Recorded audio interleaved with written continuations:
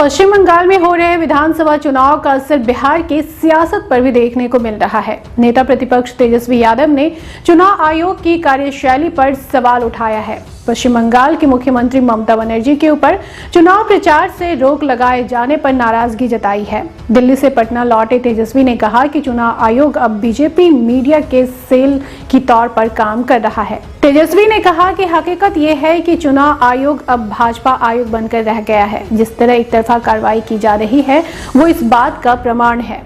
लोकतांत्रिक फैसला चुनाव आयोग का है। चुनाव आयोग जो है अब रहेगी। चुनाव आयोग को जो काम करना चाहिए वो काम ना करके जो सत्ता दल के जो लोग हैं उसकी गुलामी कर रही है और एक बीजेपी के सेल के तरीके से चुनाव आयोग काम कर रही है। बीजेपी नेता और पूर्व डिप्टी सीएम सुशील कुमार मोदी की तरफ से लगाए गए आरोपों का जवाब देते हुए तेजस्वी यादव ने कहा कि सुशील मोदी को उनकी खुद की पार्टी नहीं पूछ रही है।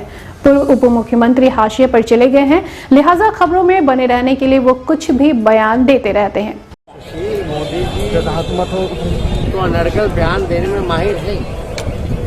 मधुबनी के मामले में भी जो उन्होंने ट्वीट किया उसका क्या हुआ वो आप सब लोग जानते हैं। जहाँ तक बात ऐसी बातें अगर नहीं करते हैं तो खत्म कोई मतलब ही नहीं है। वो आउट ऑफ सीन है।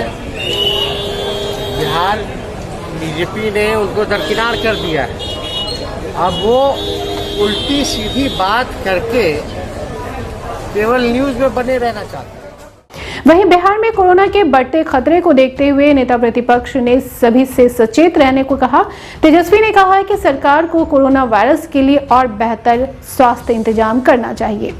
इधर पश्चिम बंगाल में हो रहे विधानसभा चुनाव का असर बिहार की सियासत पर साफ तौर पर देखने को मिल रहा है। खास तौर से महागठबंधन में शामिल दो बड़ी पार्टियां आरजेडी और कांग्रेस आमने सामने नजर आ रहे हैं। आरजेडी नेता तेजस्वी यादव महागठबंधन में सहयोगी कांग्रेस की अपील को नजरअंदाज करते हुए टीएमसी के लिए बंगाल में चुनाव प्रचार के लिए तैयार हैं। जानकारी के मुताबिक उन्हें टीएमसी की ओर से औपचारिक न्योते का इंतजार है। इससे पहले तेजस्वी ने पश्चिम बंगाल के सीएम ममता बनर्जी से इसी साल 1 मार्च को कोलकाता में मुलाकात की थी। इसके बाद आरजेडी ने टीएमसी को बिना शर्त समर्थन देने का ऐलान किया था। कांग्रेस के वरिष्ठ नेता और बंगाल से राज्यसभा सांसद प्रदीप भट्टाचार्य ने 17 मार्च को तेजस्वी यादव को पत्र लिखा था, जिसमें उन्होंने कहा था कि पश्चिम बंगाल में भारतीय राष्ट्रीय कांग्रेस सत्तारूढ़ तृणमूल कांग्रेस के खिलाफ दावेदारी कर रही है। ऐसे में स्टार प्रचार के तौर पर तेजस्वी का टीएमसी के समर्थन में शामिल होना बंगाल के आम मतदाताओं में भ्रम पैदा करेगा।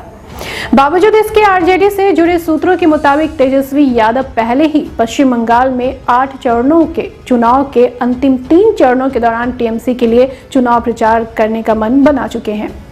आरजेडी के राष्ट्रीय महासचिव और पश्चिम बंगाल के प्रभारी श्याम रजक ने कहा कि तेजस्वी केवल उन निर्वाचन क्षेत्रों में टीएमसी उम्मीदवारों के लिए प्रचार करेंगे जिसमें बिहार के लोगों की बड़ी संख्या है। ऐसे निर्वाचन क्षेत्रों में 22, 26 और 29 अप्रैल को 3 चरणों में मतदान है।